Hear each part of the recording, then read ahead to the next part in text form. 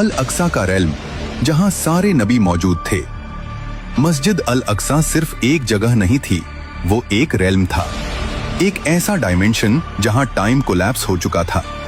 यही रसूलुल्लाह सल्लल्लाहु अलैहि वसल्लम जिब्रील के साथ अलैहिस्सलाम उस रेल्म में दाखिल हुए, जहां मौजूद थे आदम अलैहिस्सलाम, नूह अलैहिस्सलाम, इब्राहीम अलैहिस्सलाम, मूसा अलैहिस्सलाम, ईसा अलैहिस्सलाम, तमाम अंबिया। और कहा गया, आगे बढ़िए, इमामत आप कराइए। ये सिर्फ नमाज नहीं थी, ये डिक्लेरेशन ऑफ फाइनल प्रॉफिटहुड थी। और वहां से आसमानों की ओर मिराज की शुरुआत।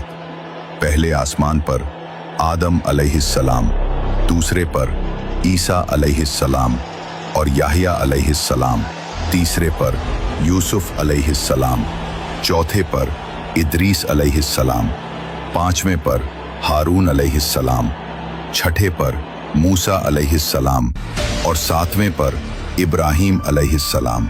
और फिर वहां पहुंचे जहां न कोई नबी गया न कोई फरिश्ता, जहां आसमान की सारी हदें खत्म हो जाती हैं, जहां से आगे किसी फरिश्ते का भी सफर मुमकिन नहीं। वो मुकाम सिदरतुल मुंतहा, जहां इल्म, नूर और हकीकतें एक साथ जमा होती हैं। सिदरतुल मुंतहा की जड़, रूट छठे आसमान पर है और उसकी शाखाएं सातवें आसमान तक फैली हुई हैं।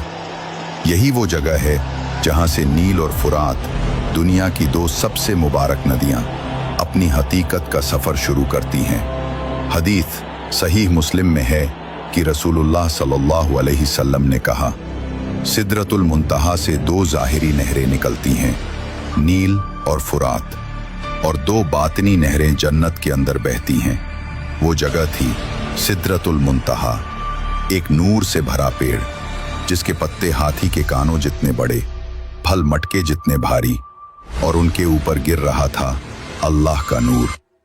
ये नूर जब सिदरा पर गिरता था तो पेड़ के रंग ऐसे बदल जाते थे जो किसी इंसान ने, किसी दुनिया ने, किसी कैमरे ने कभी देखे ही नहीं, क्योंकि वो रंग इस दुनिया के स्पेक्ट्रम में आते ही नहीं।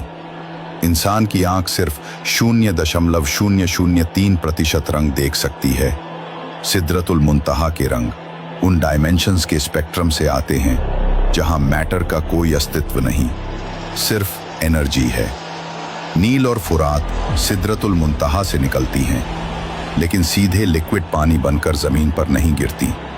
क्यों? क्योंकि सिदरतुल मुंतहा कोई फिजिकल जगह नहीं, ये एक हायर डायमेंशन है,